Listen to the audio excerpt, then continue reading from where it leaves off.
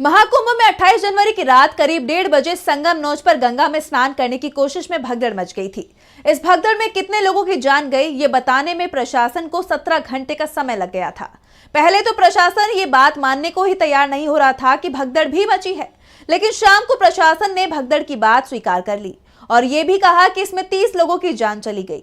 लेकिन अब जो खबर सामने आ रही है वो बेहद चौंकाने वाली है। तो क्या है पूरा मामला, जानने के लिए देखिए रिपोर्ट। संसद के बजट सत्र में सपा चीफ अखिलेश यादव ने महाकुंभ पर चर्चा की डिमांड कर दी। कहा महाकुंभ में जो भगदड़ मची उस पर चर्चा होनी चाहिए, चर्चा की तारीख तय कर दी जाए, उसके बाद ही बजट पर चर्चा की जाएगी, क्योंकि महाकुंभ से जो खबरें सामने आ रही हैं वो बेहद ही डराने वाली हैं। दरअसल महाकुंभ में 28 जनवरी की देर रात करीब 1:30 बजे संगम नोच इलाके में भगदड़ मची थी। सरकारी आंकड़ों के मुताबिक 30 लोगों की जान गई, जबकि 60 लोग घायल हुए।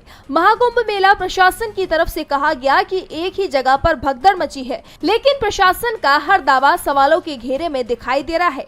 सवाल तो इसी बात से उठने लगे थे कि जब भगदड़ वाली बात बताने में ही प्रशासन को 17 घंटे का समय लग गया था।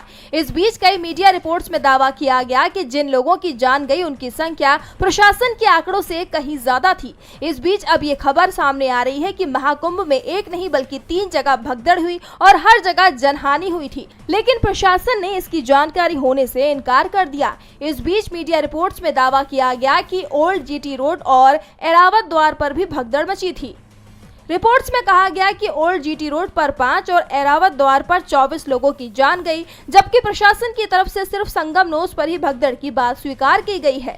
मीडिया रिपोर्ट्स में कहा गया कि 19 जनवरी सुबह 8 से 9 बजे के बीच ओल्ड जीटी रोड की तरफ से बड़ी संख्या में श्रद्धालु मेला क्षेत्र में आ रहे थे। इसी बीच मुक्ति मार्ग पर एक महामंडलेश्वर की गाड़ी वहां से गुजर रही थी। इस दौरान 2-3 महिलाएं वहां पर गिर पड़ी। गाड़ी महिलाओं के ऊपर से निकल गई, जिसके बाद भगदड़ जैसी स्थिति हो गई। इसे लेकर महाकुंभ मेला के सीओ रुद्र प्रताप ने भी इसे स्वीकार किया। उन्होंने बताया कि गाड़ी बैक करने के दौरान 5 लोग घायल हुए थे, जब उन्हें इलाज के लिए स्वरूप रानी मेडिकल कॉलेज में भर्ती कराया गया, जहां उनकी इलाज के दौरान जान चली गई।